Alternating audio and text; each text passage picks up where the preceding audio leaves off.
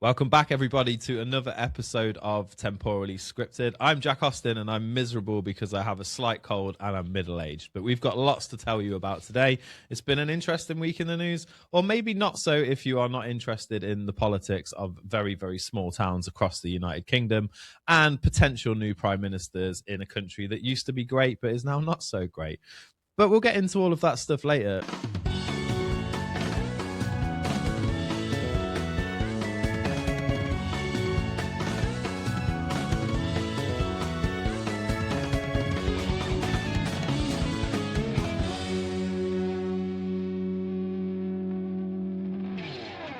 Of course, everybody's favorite part of the show, the point that most people tune out. He's here again. Welcome, Adam Garcia. Yeah, here again, fortunately or unfortunately for some, I guess. I'm also middle-aged and miserable. I have a torn calf muscle, partial tear, not so great. But at least I have something to complain about. You know, if only we had work to do or something. Like, yeah, no. On this fine Friday morning, because I would imagine many of the people watching this have to go to like offices and things, which is so, I can't remember what that's like. Yeah, and I'm glad I don't have to do that. I've done it before. I would never really wish to do it again, I don't think. Just all that dry office banter and... Yeah, like sneaking out for a cigarette 16 times a day and all of that stuff. I'd have to take up smoking again, just for something to do. Yeah, just for something to do. Is that the weird things about working in an office as well is like when it's your birthday, you have to bring in cakes and snacks for everybody. It's like, what the fuck is that about? It's my birthday. Yeah, it's weird, isn't it? Why do I have to bring cakes in for everybody? It's like, oh great, yeah, it's my birthday. I have to fucking remember to bring all this stuff in. Like it makes no sense. Deliberately make Marmite sandwiches and that. Here you go. It's my birthday today. This is how I like to celebrate. Marmite sandwiches and hash brownies. See how you like them apples. Doris from accounting's like. Good times. Anyway, so yeah, it's been an interesting week with landslide elections. I feel like the UK has now shown how irritated and fed up everybody is with the constant letdown of the government. I mean, going from, of course, it's not a general election. For those of you that are watching that are not from the UK, our general election is like where we change prime minister and decide who's going to be in our houses of parliament, which is basically the government itself, right? The big cheeses, the ones that get paid for doing what they do. But sometimes that can happen a bit more often, and we have another change of prime minister for no reason. And sometimes they're basically unelected because a party leader will quit or get pushed out, and then the party will vote for the new one. That will be the new prime minister. Just thought I'd drop that in there because it's nice and democratic and we like it.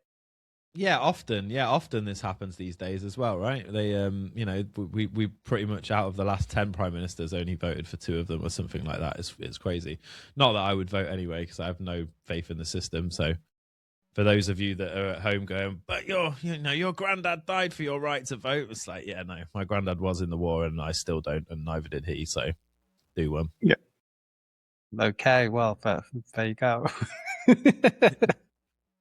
It's my right, but yeah, it's I think that this is like a fairly seismic change in the political landscape, because the 2 main parties, which obviously most Western, my AirPod was so sick of it was trying to run away. Most Western political systems are built on that same kind of system, right? You have 2 main parties. I think really, before we even dig into like the news and what's happened, that's an interesting point, because I believe that the 2-party system, and this is my opinion, tinfoil hat moment, everybody, right? The 2-party system was basically invented to stop people having revolutions, because if you imagine before you had this, you'd have like one leader, which would usually be the royals, right? The royal family of a country or whatever, the emperor. And that's like one source of power, one source of truth. So as like the general public, the people of power that don't like whoever is in power, decide that they're sick of it and they want to change, they'll go and overthrow the royalty, the leadership of the country, and then the whole system collapses and a brand new system comes in with different ideas, different agenda, all of that kind of stuff, which means that then controlling people is like becomes more of a challenge. So I think they had this idea. It's like, wait, why don't we do this system where we have two parties, right? We can make one red and one blue, right? And we can basically have them in so that whenever one of them is like, everyone's fed up and they're like, forget these guys, let's get these guys out. They get voted out and then the other party comes in. So it's blue now. But blue do exactly the same as red. They just disagree on like the most minute details of things. But the general agenda of what they do, how much debt they get us in, how much they control the population is the same. And then they'll get away with it for like 4 years or 8 years. And then everyone will get fed up with blue. They're like, oh, let's try red again. And then red comes back in. They're like, well, hey, it's all new. It's going to change. And then the same thing happens. So it's like you never have revolution because you're just replacing one source with the other source. And I feel like now everyone's got really sick of red and blue, so they're like, well, let's try purple and green. That's going to be loads better. We've done the primary colors, let's move on to secondary colors. And exactly. It is like that because every time as well, it's like it's not when there's a general election and a new party comes to power, it's not because their policies and ideas are just really, really good, so much better than the other side. People are just going, oh, vote for them because they're not them. And it's just sort of like the lesser of two evils. But it is 100% that. A new party gets in, and at first it's good. There's all the promises. By the end, everyone hates them because they've messed up so much stuff. Then the new ones come in. Oh, yeah, everything seems pretty good at first. Yeah, well 2 years in. 4 scandals down, whatever else, and it's like you back to where you began, and it just goes in this never-ending cycle. And also, what happens in this, I think, is nothing ever really gets any better. It just gets continually worse because it's just getting dragged down by each one, and you just each time voting for the less bad option, and so it just over time it just. Yeah, it's like a downhill. It's crazy. Not great. And also, like, if you look at the UK now, it's become one of those countries, I think it's in the top countries for the biggest inequality between the rich and the poor now as well.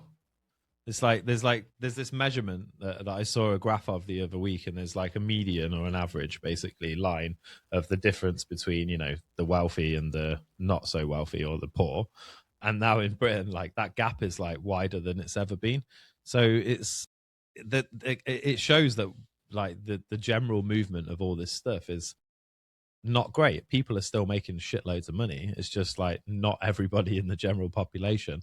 I saw a statistic the other day that said like 40% of the road network in the UK is like that. Like what's the word? Needs service, needs fixing, not up to standard. There's like potholes everywhere and all of this stuff. I mean, I've not been back, but I sort of feel like if I landed back in the UK, it would be a bit like when I flew to the wrong airport in Cuba and we were driving across and there's like massive potholes and swimming pool size in the motorway and stuff. Yeah.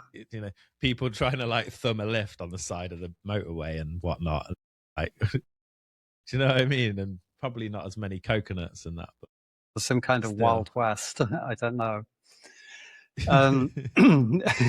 Yeah, I don't know exactly what it's like over there because it's been a while since I've seen it as well. But yeah, everything does seem to be definitely not improving.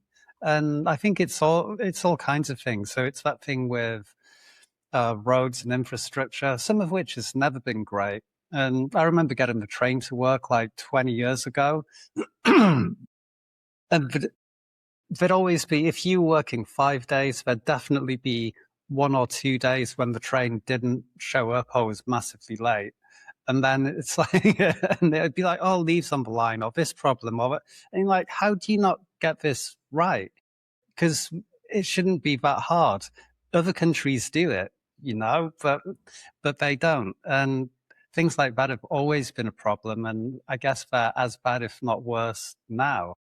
And so it's just bad, and then like health service and waiting lists and everything really. I don't know. And if you're getting more and more of that shift where you have a bigger gap between the rich and poor, then I guess it's going to be like that. If you're rich, you can do everything privately. It doesn't really affect you so much. But for everyone else, it does. And I guess that gap's only going to grow over time as well, as companies need less employees because they replace certain workers with automation. Yeah, yeah, because that's coming as well. And I mean, does it look like Starmer's going to survive this one? He seems like pretty. Because normally when these kind of scandals happen, like Starmer, the prime minister, is normally as soon as it's like this, it's like right, that's it, he's done. But he seems to be hanging on in there, doesn't he? He's like he doesn't.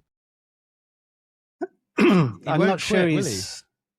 He won't, because apparently even he said something about, well, if there's a challenge and there's another leadership race, then he'll be in the race. People will be able to vote for him, even though in fact probably nobody wants to vote for him, and everyone around him's quitting. He's like, no, I don't know if it's some like extreme, I don't know, narcissism or something that he has. But there's a few times, there's a few weird things about him. It's like he said something about one time, oh yeah, someone asked him about dreams, and he's like, I don't dream. Like, okay. And there were some other like really weird quirks in his personality. And I remember, I think it was a year ago or 2 years ago, there was a lot of protests, and some would say riots in places, and some people putting things on social media and various things. And Keir Starmer just introduced these really unbelievably harsh laws where people ended up, and that's where a lot of this people getting locked up for hate speech, for usually posting something that could be seen as kind of innocent and not that bad on Facebook. But I remember watching a show, and it was kind of like a panel, and one of the guys on there was a psychologist, and he was looking at it and he's like, yeah, so what Starmer's doing, it's like, from a psychology point of view, you could really see this as just narcissistic rage. You know, it's like, because the people, the plebs hadn't listened to him, he's the most important person, and then it's like, right, and just rage at them. So I don't know. I could be totally wrong. I don't know if there's some. I don't want to insinuate that there's some dark, sinister part of this man or anything. It could just be the opposite. But he definitely seems to have a very overly high opinion of himself and belief in himself. It just seems a little bit unwarranted. Yeah, he's to me he reminds me of like a narcissistic geography teacher. Yeah. Do you know what I mean? He's got that kind of vibe. Okay, sit down, class. It does. Detention, Sam. Is that kind of. Does he's got like pure, geography teacher vibes, and maybe he was like third in command in the school as a geography teacher, so he's got a bit of a chip on his shoulder. Like it's like, wow, if the head teacher dies and the deputy head dies, then I'll be the head teacher. Yeah, it would be a shame if I hit them with my car. It would be like that. Because wasn't he? I was just going to say, wasn't he a human rights lawyer before getting into politics? Yeah, but is he a human rights lawyer in the same way that like HR doesn't work for you, they work for the company? Quite possibly. I heard that there was some cases that he worked on where it was like a lot of people were saying, "Are you sure you want to be getting freedom for that individual?" Because it was pretty dark, put it that way. But crazy, anyway, isn't it? Yeah, I mean, it's weird how like the media and the perception, and I don't even read that much news, to be honest. Like, I don't even read. No, I know. Full I stop. mean, you have to use the the version for the blind, don't you? It reads it out to you. Pretty much, yeah. but yeah, I don't read a lot of news, to be honest. But it's funny how even at that level, you develop opinions about people and feelings about people that you've never met. Like, you have no idea about who they actually are and how they actually are. Because if I look at it now, I'm like, oh yeah, Keir Starmer, massive dickhead. And then for some reason, there's like Angela Rayner who might take over. Something about her that I just don't like, and I've got no reason. There's no rhyme or reason for it. I have no bait apart from the fact she's a politician, and obviously they're all fuckwits. But it's hard to trust. Yeah, there's no, and then there's that Burnham guy who's a douche. But for some reason, I feel less like there's less of a hatred in my soul towards him for some reason. I don't know. I have no basis for it whatsoever. And I'm sure it will change very quickly after he's been prime minister for 3 months and the media. I mean, that was because I was basically the Tony Blair thing as well, wasn't it? New Labour, and he comes in and everything seems, oh, this is great. And look, this young guy seems really kind of cool, charismatic. He's not like the old folks in Parliament. He's got great ideas. He's going to do brilliant genocide things. Just roll forward the clock a little bit because you never know what they're going to do. No. The same about Andy Burnham thing. I know nothing about him really. I know it's genuinely. Because he was kind of popular, but then he kind of got blocked from running in a local election. But then, so for him to actually be able to run for leader, first someone currently has to step down as like for local MP, so that he can then there'll be like a vote for him to get in, and then after that they need to call another vote in the area for him to be elected actually as MP. So it's like it's a really long process for him to be able to do it, and there's no guarantees. There was quite funny thing earlier this week where in the House of Commons, it's like Black Rod knocks on the door, and one of the politicians shouts out, "Not now, Andy, you're too early." Which I thought was good. You don't get humour very often. No, they do quite a bit of like shouting out and stuff, though. I like that whole heckling vibe. But then the same thing as being said of that is like, again, don't know why, I just quite like Nigel Farage. I can't, and I have no real, it's not necessarily even politically. I just saying it live on air, probably going to get some haters. Good news, people I wouldn't want to spend time with anyway. Terrible, smelly hippies that glue themselves to the road. And just throw it back over. So just get some insults done. Get the first shot in before someone says it to you. There's probably oil in the glue that they glue themselves to the road with anyway. But really harmful chemicals. Just Stop Oil is a whole other conversation for another day. And I know they don't represent the Green Party, so to speak. But yeah, it's weird, isn't it? Like, I've never met this dude. I've got no idea about like much about him. I just like him. There's something about him that he's likable to me. He seems like someone. I think I judge everyone based on how fun I think it would be to have a pint with them. Yeah, I've heard people say that before, and I had friends that say that about Boris Johnson and things like that. But that's probably me. It could have been, yeah. But we're not friends, though. Exactly. But I mean, for me, with both Boris Johnson and with Nigel Farage, it's like, would I have a pint with him or speak to him for an hour? Yeah, why not? Because it's someone that's got different life experience, could be good to learn from. But I really don't like networking. But from their public persona, I really don't like either of them. Yeah, it's interesting, isn't it? And what about the Green Party, dude? Like, I don't like, even though I'm here in a t-shirt and I did a meeting with a client yesterday in a vest because I've got to that level of comfortable now. I'm like, just gonna show up in a vest. Don't care.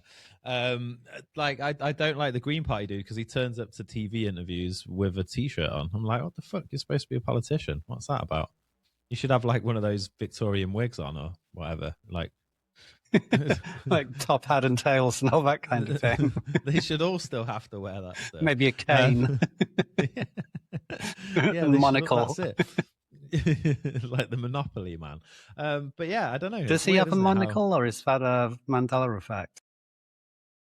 I think that is a Mandela effect, isn't it? Yeah, yeah. The monocle guy that's coming into my head now is like the dude in Ace Ventura. But anyway, that's a tangent but we won't go down. But because people are like already lost. But yeah, it's weird, isn't it? Maybe it's because I grew up in Lincolnshire that I like that Farage just for some reason seems like a better option than the Green Party guy. Yeah, maybe growing up in such a blue like farming area, you know, if all the kids on the bus at school were talking about like their dad's combine harvester and stuff. It's just in me, like conditioned. Do you know what I mean? So when I see someone like old Farage, I think, I mean, I still know he's an absolute toilet of a human because, again, goes with the territory. Politicians are all toilets. Like there's no exception to the rule. Yeah, and I mean, I think he tries to play on that thing quite a lot as well, where you'll see him giving a little bit of an interview or press conference or whatever, and it'll be outside of a pub with a pint in one hand, cigarette in the other. It's like, man of the people, and I'm just like everybody else. And it's like, yeah, except our next story about his £5 million gift from a crypto king. Yeah, maybe that's a little bit different. Yeah, and again, so this story's interesting. The timing's very interesting for a start, like because obviously it's after all of this stuff has just happened with them having their landslide victory across all the local elections. And now suddenly it's like, oh, okay, we're going to investigate him for this thing. It's bad, obviously, right? But there isn't any politician that's not in that boat in some way, shape, or form. Again, they all have conversations with people. They all get backed by people. They all have favors done for them, and they almost, in a lot of ways, they can't even help that because there's this reciprocity thing, right? If people do stuff to help them, then they feel like they need to throw help back in the other direction. So, which is, like, I believe isn't that kind of against the law because that's buying politicians essentially. Yeah, but it's also human nature. It's impossible not to. Like it's just one of those things, right? Like if you're prime minister, which to be fair, the rate they're going through him, Adam, might not be that far away. we both might be in the running. Who knows? We both, you know. And then I ask you for a small favor, like, please, can I, you know, take all the oil out of this lake and flood this village? You're going to be like, wow, it's a bit, you know, a few thousand people live there. Not sure where we're going to rehome them to. But Jack has invited me round for Christmas quite a few times. So sorry, folks, move on. Yeah, sorry, Swansthorpe. Like that's it for you. You know, you're getting fracked. Exactly. So there is a bit of that, but then there's also, of course, yeah, and I would argue that obviously these smaller parties the only way they can compete with the bigger parties is by being funded, right? And all the big parties are the same. If you look at who funds the Labour Party, I'm sure we could pull it up now and say, right, who's the biggest funders of the Labour Party? You're going to find rich individuals that are the biggest funders of the Labour Party. And if you go, you know, who's the biggest funder of the Conservative Party? Now, I know the difference is that this is a personal gift, but still, it's. I think that guy's he's also the main backer of reform as well, from what I understand. He's like a half British, half Thai guy, this Bitcoin crypto guy. Okay. So it's not just a gift for him. Apparently, the excuse for it is that it was a security gift to pay for Farage's security. Yeah, but there was two different things, wasn't there? Because don't know if I can find it, but yeah, at first he said it was a security thing, and then he kind of backpedaled on it. I can't remember which way around it was, and then said, "Oh, it was a reward for campaigning for Brexit for 27 years." And it's one or the other. Both of them are very, very separate things. and apparently, shortly after receiving the £5 million gift, he went and bought a 1.4 million property, paid in cash. Right. Yeah. Good times. Not bad, is it? Not bad. Yeah, I mean it's that thing. What could be the reasons for it? It could be, okay, we want to give some money to a party, we want to say thank you to him, we want it for security. It's hard not to wonder, is it something else? Is it a politician being bought? And I mean, I don't know how rich the crypto investor is, but I think to anyone, £5 million is not small change. I mean, for 27 years, it's only 187,000 a year. It's not, pocket change. Yeah, maybe. I reckon Nigel Farage spends that on pints. He probably does, and Lambert and Butler. I mean, I don't know, but 27 years. So he's been campaigning for Brexit since 1999. Probably. Or was it before then? Or was it the time up to Brexit? So he's been doing it since like the early 90s or something. Yeah, I would guess so, because it was that point where Tony Blair and stuff was starting to really, go into the whole European Customs Union. And there was even talk when we were younger, wasn't there, about the UK taking the euro? Because that was I vaguely remember that. People were not happy about that. Well, I'm not using the same currency as the French and the Germans. You're joking. That was basically it. So I'm just looking here now at like the donors of the Labour Party. Like, obviously the main donors of the Labour Party are the unions, right? So they're like the vast majority of it. But then after that, you've got Lord David something, Gary Lubner. Like, these are all, personal. It's a gate somewhere. Bill. Yeah. Well, again, so that's the other interesting thing, isn't it, about the difference in our politics or maybe it's not interesting, but the difference between our politics and American politics. Theirs is much more based around the individual, right? So Trump and Obama and all of the different people have all funded into the White House, Biden, whatever, by rich technocrats, basically. The amount of money that goes into campaigns in the US is just insane. When you see how many millions or billions get contributed, sometimes just by individual people or groups, to a politician, it's mind-boggling. It really is. I was just thinking, I wonder if anything goes on where you have like individuals that are donors to a party. If I was a corporation, could I find an individual and say to that individual, contribute to this party for me, and tell them it's from me? I wonder if anything else like that goes on. It wouldn't surprise me. I'm not saying that it does, because I only just thought of it all. Maybe I invented it. Maybe I could patent it. I don't know. Maybe we should start the Adam and Jack party. Yeah. And see if we can get some donors. Yeah. Seems like a good business to be in. The temporally scripted party. And then, to be fair, because we'll never get elected, we'll never have to declare any of our personal gifts. Yeah. Are you expecting quite a lot of personal gifts from crypto billionaires and individuals? I heard that when he got given the gift, it was like, cat's ear coin, and it was only worth 10 quid.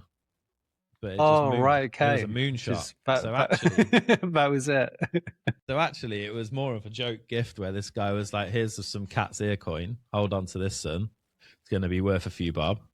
And he's like, "Oh well, I shouldn't really take it because I'm, in this position where I might end up in power one day. I shouldn't really take this gift." He's like, "Yeah, it's only 10. It's only 10 quid's worth of cat's ear coin. You'll be fine, mate." He's like, "I don't know. All right then, send it over to my wallet." And then sends it over to his wallet, and then looks like 3 days later, it's worth £5 million. I'm going to take that out and buy myself a nice house. In cash. In cash. I think it's totally innocent, to be honest with you. I don't know what everyone's getting so bothered Yeah, about. exactly. I think, like we said, though, when we started talking about Farage, he's got that like man of the people, I'm just like you kind of thing. But I don't know about you, but I don't know anyone that's received a £5 million gift recently for seemingly no reason, or a very obscure reason which we don't know about. Also, not many people I know have just bought a £1.4 million house with a big bag of cash. Yeah, so I wonder if he's going to get away with it, because what they can do is if they find him guilty, they can suspend him. And if you're suspended for any longer than 10 days, then that triggers a by-election in your seat. So he could lose the seat in Parliament. But what's not clear is whether or not, if he loses his seat, he can just get a different seat. That's Interesting. So I don't know. Because in a way, he really is that party, isn't he? When you think of reform, I can't think of any of the major MPs in there. I know we've somehow got a load of ex-Tories and ex-Labour in there, but I can't remember any names. He's the only one that really stands out. He's like the face of the party, really. Yeah, they've got like Braverman, she's one of them, and there's a few others in there that kind of jumped ship from the Conservatives. But yeah, it's an interesting one. I wonder if but the timing, I think, is very interesting as well. It's like it's come out just now. It's like, I think that, because again, regardless, I don't think it's going to improve anything in the situation, but it is going to be a big shakeup. And clearly, like, if he doesn't get kicked out of, he's going to be the next prime minister, which is mental. Like, it's totally really mental. And I mean, because earlier we were talking about two-party systems, but that complete paradigm is just completely changed.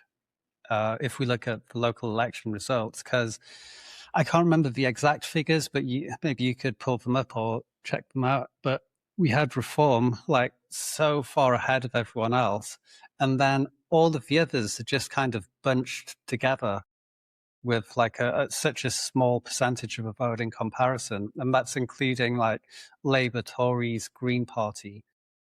And the Green Party as well, from going from what used to be like 2% or something of the vote, now I think they're up to like 17 or something crazy. Yeah, so in terms of that, like, councils, yeah, Reform now are at like 1,455, Labour at 1,000, so they're up 1,453. So they had two, and now they have like 1,455. It's a pretty good turnaround, right? Isn't it? Yeah, so all of them basically came from Labour, and the Greens went from, they had a few more actually, because the council elections are weird. It's like certain areas where it moved basically. So the seat wise, yeah, it's crazy. I can't find the percentage for some reason, which is a bit annoying. But it's seismic, yeah, everywhere basically. And it really seems like if there was a general election tomorrow, without a shadow of a doubt, Reform would get in. Yeah, because it seems like the closest competition is like a long way behind. Yeah. So if you look at the the polls basically, I don't know why it's so hard to find a good quality poll, because normally they're everywhere. But yeah, if you look at the graph right now, like, the Greens are surging. They're going crazy. So they're almost about to take over Labour, and Reform are like 25% or something. The Greens are now up to like 15%, and then Labour and Tories are just under 20% in the middle. It's crazy that the Greens would be that close, because for years it's like the way it always was. You just had like Labour Conservatives. Sometimes it would flip between them. You'd have Lib Dems somewhere in the third, apart from when they did a coalition government, and then the Greens would just be this tiny, tiny little fraction at the bottom that would never really get any votes or never really do anything. And for them now to be almost as popular as Labour or Conservative, that's really wild. And a lot of their policies are really wild as well. And Yeah, doesn't he want to like legalize all drugs? He's a lunatic. It's that and a load of other stuff you'd think doesn't sound so great. And it's just like ultra far left, but in like a really, really bizarre way. It's not, I don't know how to describe it, but like ultra liberal in ways. I think, well, it's a mix of that. And I think they were trying to get like the Muslim vote as well. And so they've integrated that, even though their policies on some things are completely the opposite of anything in Islam, but somehow all of this has been merged into the same thing. And that's where a lot of that, and I don't know how any of this works because it's absolutely mad. So that's where a lot of their votes came from. And during like the canvassing and things, it's like knock on doors in various Muslim areas and then like convince someone to vote. But it wouldn't just be like that guy that would vote. He'd get like his entire family to go and vote. And that's where that's where a lot of the numbers came from. I think as well, you know, the whole like let's legalize everything argument. It's maybe that it works well in places like Portugal and stuff, but can you imagine doing that in the UK? Like British people are built different. It's just not. It's not going to work. Like it's just really not, is it? It's just going to have so many more people on the sesh, like on the regular all day. Beer sales will probably increase, I would guess. But you know, I don't know if we have enough police cells to deal with the aftermath of that, or you know, mental health professionals. Like, it'd just be absolute carnage. It really would. People have no off switch. And no, I don't think we do. And I think it would be terrible for a whole generation. Yeah, exactly. So, you know, it's crazy.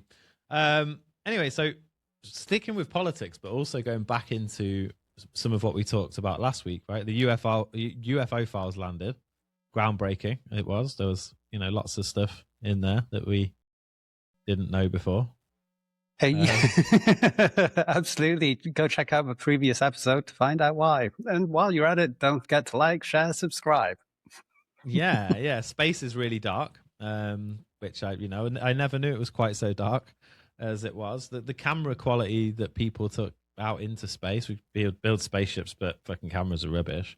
And we have a new reform councillor in the UK that wants to monitor UFOs as part of the airport reopening in Doncaster, Sheffield, which sounds like the least glamorous airport in the world, doesn't it? Yeah.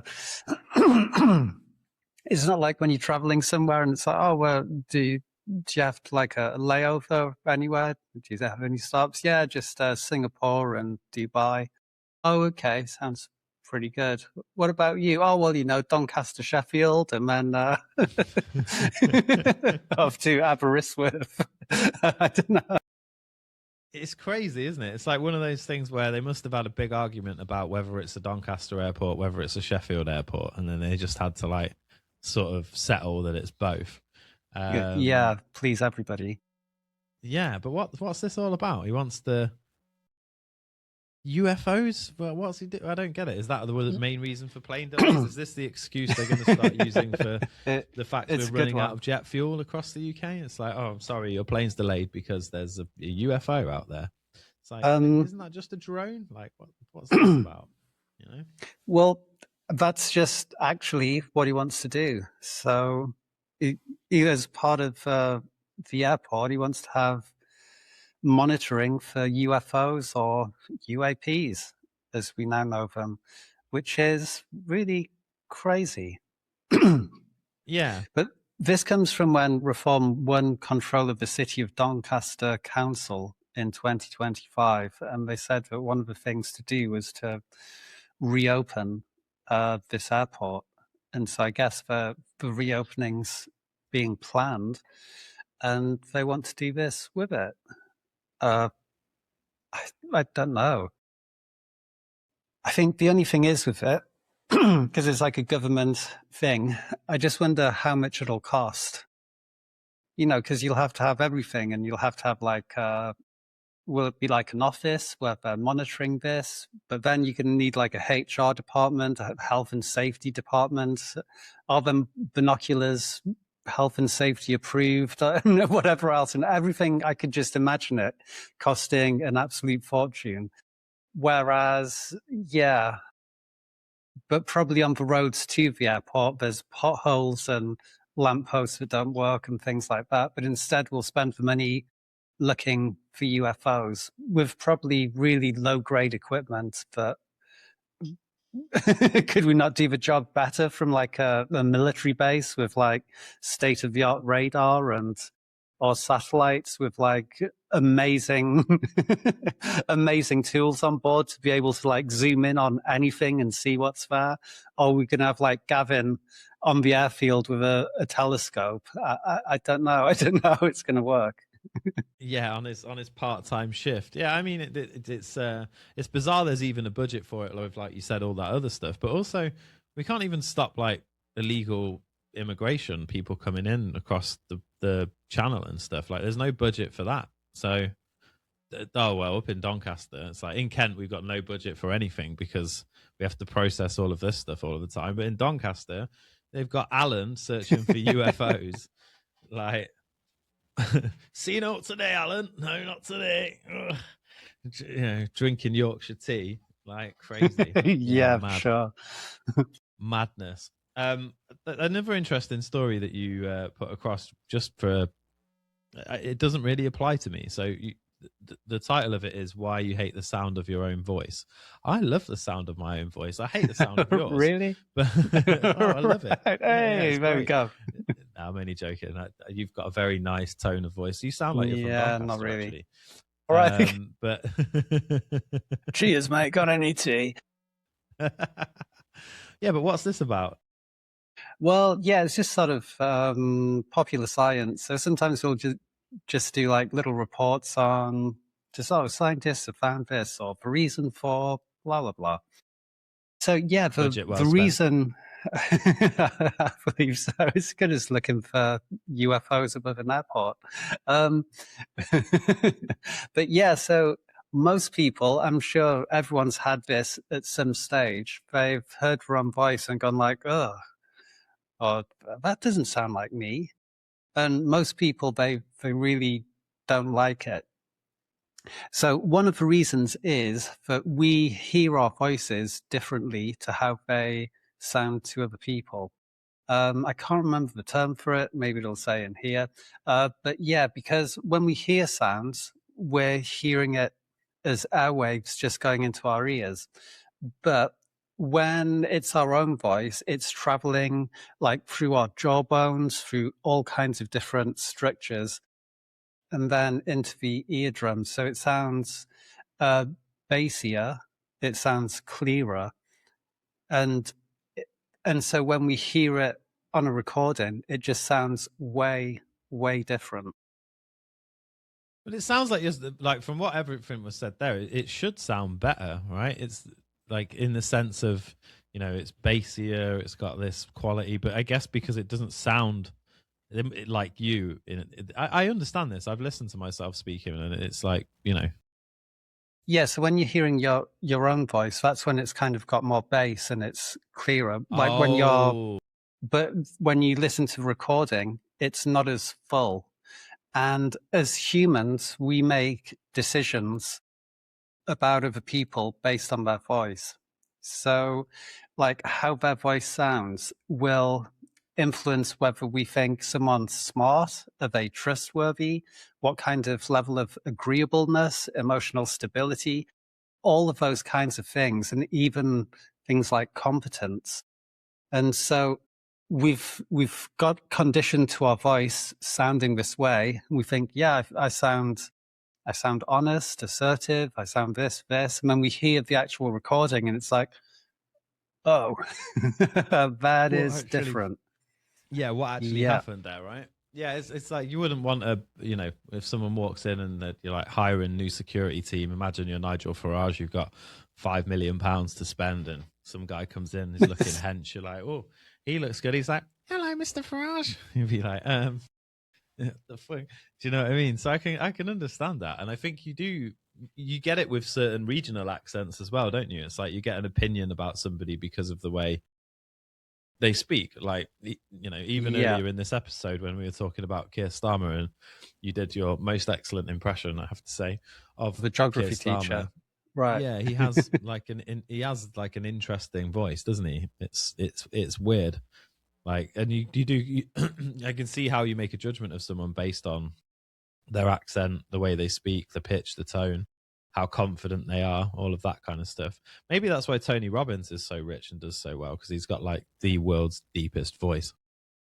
Yeah, he really does. He sounds like he smokes like 50 Woodbines a day. Yeah, I did a Tony Robbins course about a year ago. It's pretty good, but yeah, some of it's just so over the top and extreme at the same time. And everyone get up, say this, yeah, come from this stuff, and it's like, wow. But yeah, really crazy. Good guy, and the way he thinks about certain things is really good. Apparently, they did some like tests at like a university or something. I can't remember the whole story, but yeah, it's basically statistically proven that his methodology treats depression in this really, really amazing way. He's cool, man. Yeah, he's I can't remember how many meals that he's delivered, but he remembered when he was a kid. I think he was super poor, and he remembers one Christmas or something, like they got delivered meals as a family, these hot meals, and it had such a big effect on him at the time. He was like, right, that's one day I'm gonna give back to people that don't have enough food. And I think he's like given away billions of hot meals. Crazy. So the other thing that's cool is he says he doesn't work with people that he defines as winning the sperm lottery. He's not interested in working with rich people that got their money because their parents were rich. He only works with people that have made themselves super rich. I think he makes like $10 billion a year or something over his companies. It's crazy. Yeah. So, ladies and gentlemen, as usual, we're at that point in the show where Adam is going to take it away and tell us about a top fives that I have no idea what they could be. So they're not even Jack Austin approved top fives today. Oh, right. Well, it's it's actually top 5 most embarrassing things that Jack Austin has said. Oh, beautiful. Well, I'm surprised. Yeah. I'm very surprised that you managed to narrow that down to 5. Well, it was top 5 out of a very long list. No, so something a little bit different. So it's top 5 foods that aren't quite what you think. So we have some that are kind of, we have some legal absurdities, seed food disguises, chocolate controversies, and more. Lovely. Yeah, because a lot of food that we eat, especially snacks and I guess highly processed things, we'd expect it to be one thing, or sometimes even the label guides us to believe it's a certain thing, but it turns out to be something slightly different. So the first one we went for is Pringles.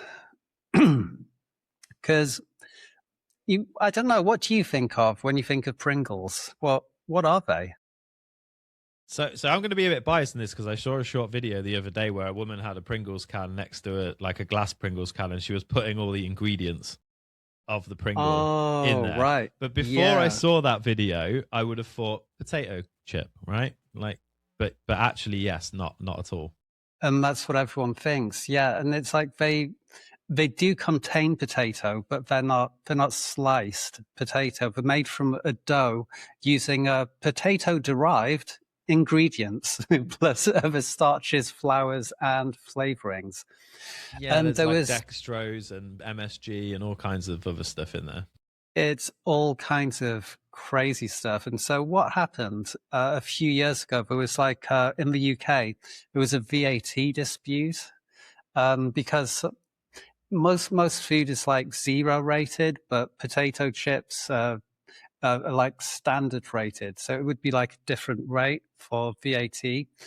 And so Procter and Gamble argued that Pringles were not really potato crisps because there were only around 40 to 42% potato. In the end, they didn't win and they still had to pay the higher rate, I believe.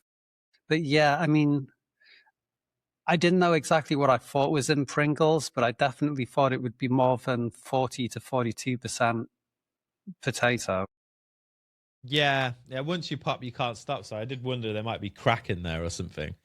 But it's like, yeah, they are. You know that they're killing you so slowly when you eat them. You're like, this is not ideal. And it's just what exactly is that extra 50, 58, 60%?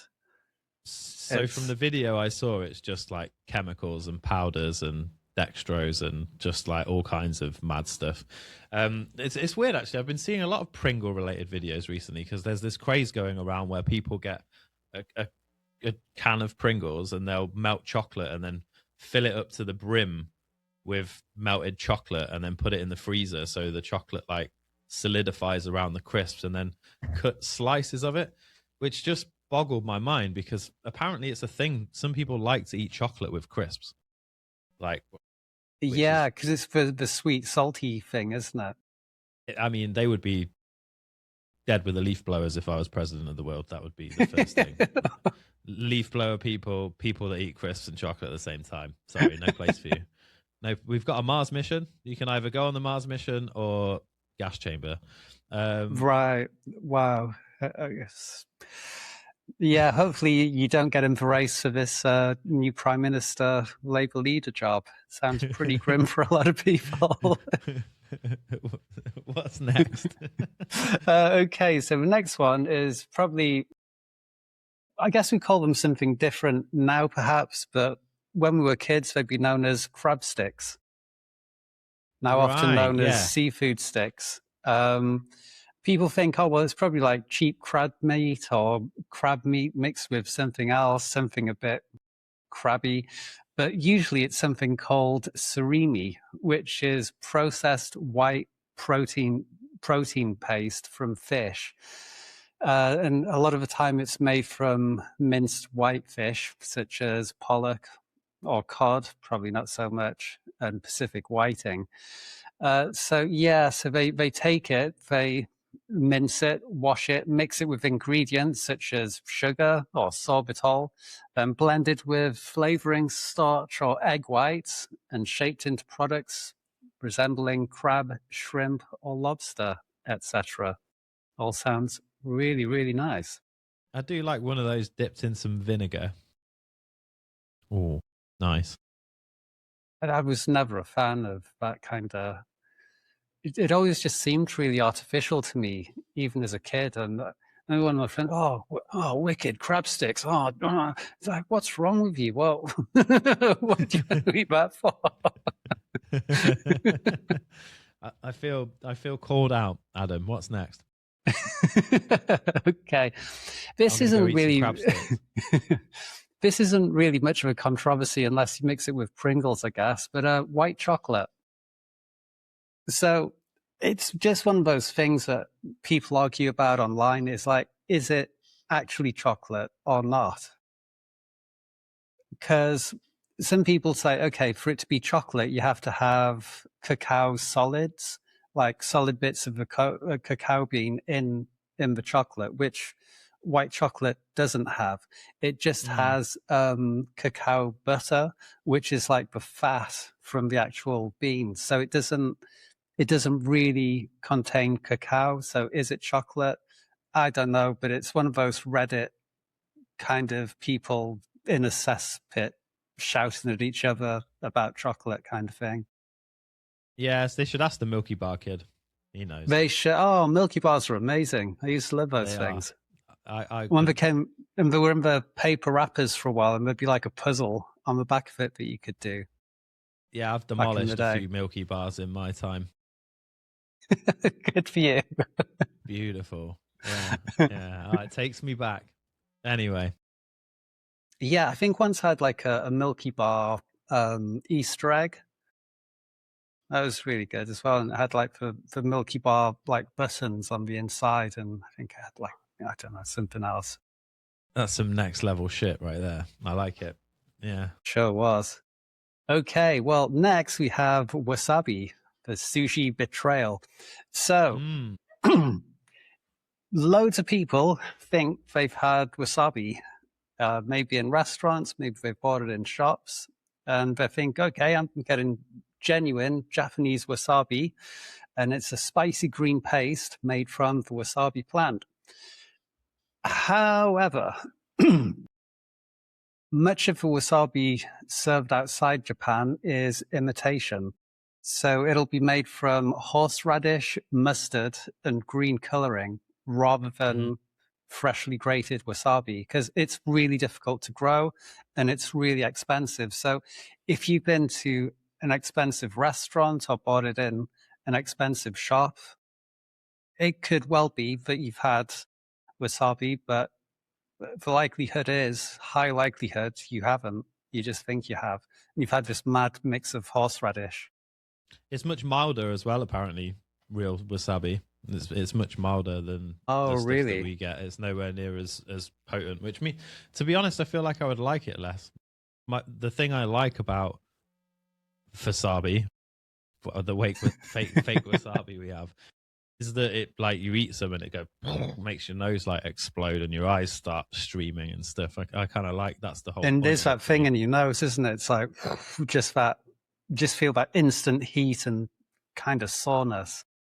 Yeah, so if I wasn't going to get that, then I'd need about $300 worth of wasabi. The real stuff. They can keep it. Give me my horseradish. Stick it. Let me go down to Tesco and get some Tesco value wasabi. Yeah, but that's true though. It did just give me, because I did know about this one, but it gave me an idea. Next time I'm cook some beef, I'm just going to get the fake wasabi out and bit of that with a bit of beef. It's just horseradish sauce, isn't it? Beautiful. Yeah, probably tastes pretty good actually. Absolutely. Yeah. Good going. Okay, and the last one, I don't know if it applies to a British audience so much. Definitely in America, you often get pancake syrup. It's like a topping for your pancakes. Sounds pretty good. Most people assume it's maple syrup, something that came from a tree near a cabin out in the woods, involving a man in a lumberjack shirt or something, siphoning some syrup from a tree. Canadian, yeah. Exactly. Well, yeah, and that's because that's what it typically would be. However, what it actually is something completely different. So it's basically table syrup, and it's not pure maple syrup. They're usually made from sugar syrups, flavorings, and coloring. And that's basically it, really. And also some stuff that doesn't sound so good that comes from corn. So yeah, it gives it's one of those things that gives the impression of, oh, this is maple syrup, but it's just not. Sugar water, basically. It's also the case with a lot of honey, isn't it? Most honey now is like mixed with syrup and all kinds of other stuff. It's like, so we went out to the middle of nowhere, the jungle, to this waterfall the other week, and we bought some jungle honey, and it was like 30 quid or something. It was super expensive, even in Vietnam, because it's like rare. So then when you see it in the supermarket, even though it's pricey, it's half syrup or half sugar, or it's never proper. There's some processed foods. Yeah, because often if you get honey as well, if you don't have it straight away, after a few weeks, you'll start to see it crystallize and all that kind of thing. Whereas pure honey apparently will just stay exactly the same and not actually change. Yeah, interesting. That's what I heard. And yeah, so that was the top 5. Anyway, a couple of like honorable mentions, which I wish I'd done more on. One of them is truffle oil. So we see it all over the place and think, oh, right, that's, truffle oil, classy. But often it's never actually been anywhere near a truffle. So it's basically flavored most of the time with synthetic aroma compounds, such as 2,4-diphenylapentene, which I can't pronounce it. It sounds delicious. So that sounds really good. Yeah, I mean, that kind of makes sense, doesn't it? Because truffles are super expensive. How would you have a truffle oil, you know? It's yeah. It you would be a need an army of pigs to find them, wouldn't you? You would. And I mean, I guess it actual truffle oil does exist somewhere, but yeah, for most of the ones that you see, it's just chemical flavorings to make it a bit like a truffle. I don't know. Yeah, it's only real if you're around at Nigel Farage's house. Yeah, maybe that's what the 5 million was for. Keep him stocked up on truffle oil. Brilliant. I love that. And you said a couple of honorable mentions. Is there another one? The other one was my favorite, cheese flavored slices. The plastic cheese that, they have to change the name for because it's not really cheese and it's mainly water and I don't know what else really, some milk, some of the weird processed stuff, emulsifying agents, things really like good that. Fun chucking those at babies, though. Right, okay. I don't know if you've ever seen the videos. I did test it on my son as well, where people get one of those cheese slices and like when the baby's crying, they just lob the cheese slice in the baby's face, and the confusion stops the baby from crying, basically. Oh, that's pretty cool. Like, got a cheese slice. Yeah, I've seen people doing it on cats as well. Right. I mean, I'm glad when you mentioned it, you said that you tested on your own son rather than just going out and throwing cheese flavored slices at babies randomly in the street. Yeah, ladies and gentlemen, shut up. Don't do that unless you're also recording them. Anyway, moving on. I'm joking. Disclaimer, don't do that. Nobody go and throw slices at random people. Awesome. Thank you, Adam. That was a great top 5, and I'm glad that you've ruined half of my diet. No more Pringles for me. Fantastic. Yeah, Pringles are really good as well. Yeah. I've been eating like the cheaper sort of local version, which probably not very often, but I bet they're even less potatoey than Pringles. But anyway, never mind. Lord only knows what's in those. So that brings us to the end of the show, ladies and gentlemen. If you've enjoyed it or if you've suffered it till the end just to watch us and make fun of us in the comments, give us a like, a subscribe, tell us what you liked, what you didn't like, and whether or not you want us both to come back next week, which we will anyway, because we don't really give a shit what you think. Thank you very much. Adam, until next time, it's been a pleasure. It has indeed, as always. Okay, see you next time, folks. See you in the next one.